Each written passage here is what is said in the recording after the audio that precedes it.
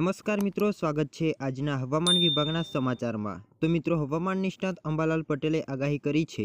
તેમણે આગાહી કરતા જણાવ્યું છે કે મે મહિનાની શરૂઆતમાં પણ પ્રી મોન્સૂન એક્ટિવિટી થઈ શકે છે।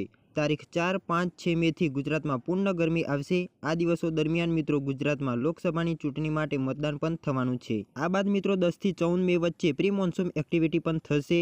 એની સાથે ભારે આંધી વંટોળની પણ શક્યતાઓ રહેલી છે। તે બાદ 20 મેથી ફરીથી ગરમી વધશે।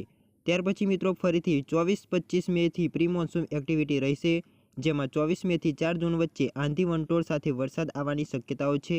અંબાલાલ પટેલે વધુમાં આગાહી કરતા જણાવ્યું છે કે 10 થી 14 મે વચ્ચે ઉત્તર અને મધ્ય ગુજરાતમાં આંધી વંટોળ સાથે વરસાદ વરસી શકે છે।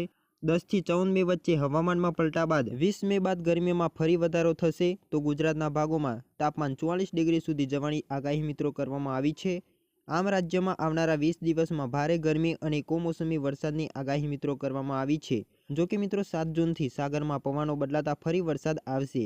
8 થી 14 જૂનમાં આંધી વંટોળ સાથે વરસાદની શક્યતાઓ છે, જે વ્યક્ત કરવામાં આવી છે। 17 જૂન બાદ ભારે આંધી વંટોળ સાથે વરસાદ રહેશે। જેઠ વધમાં શ્રાવણ પંચકમાં વરસાદ થાય તો સારો વરસાદ થવાની શક્યતાઓ છે।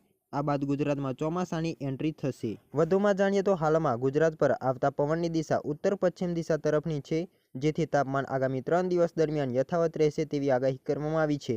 ત્યારબાદ 1 થી 2 ડિગ્રી તાપમાન વધવાની શક્યતાઓ છે। ગુજરાતના કેટલાક જિલ્લાઓનું તાપમાન 41 ડિગ્રી ઉપર જતું રહેતા યલો એલર્ટ પણ આપવામાં આવ્યું છે।